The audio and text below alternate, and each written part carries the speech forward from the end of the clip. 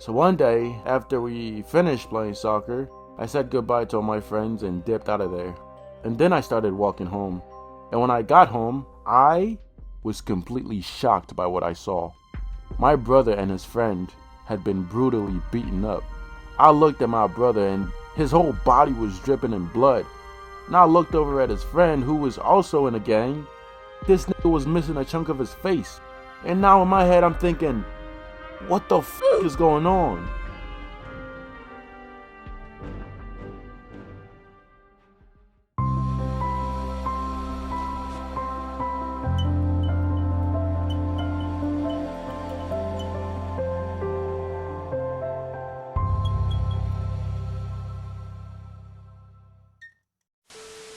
Now, joining the gang is obviously something that you shouldn't do. Well, because obviously it's a gang, you're gonna be shooting niggas and robbing niggas and doing all types of dumb shit that's just gonna get your dumb ass behind bars.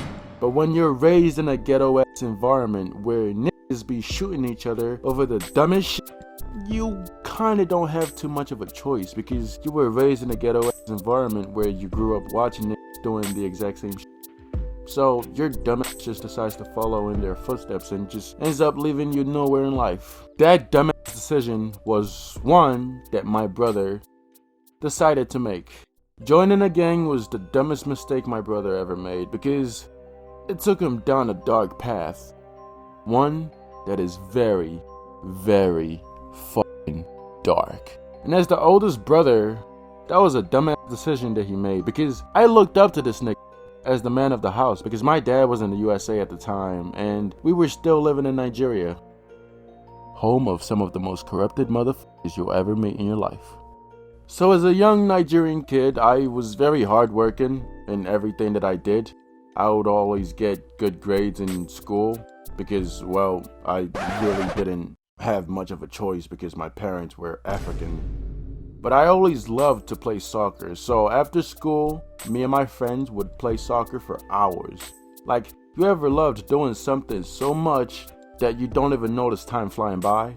That's how much we loved soccer. We would play for 3 hours straight, but it would only feel like 10 minutes. So this is pretty much what we would do every day. We would stay outside till 7 to 8 playing soccer. And my mom didn't like that because it wasn't safe in my neighborhood. So she would always yell at us for staying out too long playing soccer. So one day, after we finished playing soccer, I said goodbye to all my friends and dipped out of there. And then I started walking home. And when I got home, I was completely shocked by what I saw. My brother and his friend had been brutally beaten up. I looked at my brother and his whole body was dripping in blood. And I looked over at his friend who was also in a gang. This nigga was missing a chunk of his face. And now in my head I'm thinking, what the f is going on? Who was tough enough to do this to my brother? Because my brother was the most toughest motherfucker that I knew. And this nigga got completely fucked up, like really bad. My man's had cuts on top of his cuts. Like he had some flesh dangling from his hand. And my mother couldn't believe what she was seeing. So she then sat down with him and asked him what happened. And he said that their rival gang attacked them.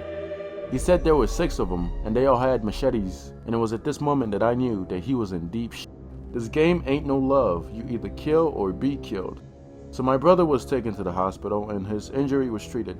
After 2 days, the captain of my brother's gang heard what happened, and he got very angry. And this nigga had no chill. So the next day, he brought out half of the whole gang members, and the rival gang members brought their gang members. That shit felt like I was in a fucking movie. And it was at that moment that I knew that this shit ain't no fucking joke. Remember that scene where Leonidas and his warriors went to fight them other niggas? That's a good description of what this battle was like. I'll use that as a reference. So think of the Spartans as my brother's gang, and think of the other gang as the Romans. And there had to be at least 1,000 niggas on that field ready to fight to death. Like that shit was scary. And the cops didn't even want anything to do with that shit.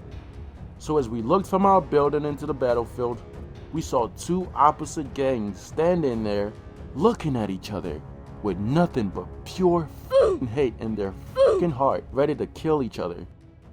And before we knew it, the battle horn was blown. And I shit you not, there were so many people on that field that we could feel the fucking ground shaking as they ran towards each other.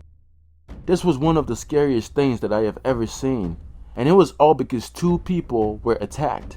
Like, niggas was getting hit with different kinds of combos and shit. Like, I saw one of the Spartan niggas knock out like 5 Roman niggas all by himself. Like, this man was running through niggas. The Romans did not stand a chance because they was getting their ass beat. And then one of the Spartan niggas pulled out a fucking staff and started whacking the shit out of niggas. Like, the way he was hitting niggas with that staff just shows you how much hatred this nigga had in his heart. He showed no fucking mercy, my nigga. He was doing all types of shit that I have never seen before. Like, my man was on some Bruce Lee type of shit. And I gotta admit, it wasn't looking too good for the Romans because they were getting their ass beat pretty fucking bad. After an hour had passed, the Romans finally decided to blow their surrender horn because of how badly they got beat up. And I'm just happy that both gangs made an agreement not to use any guns, because if they did, shit would have been really fucking bloody.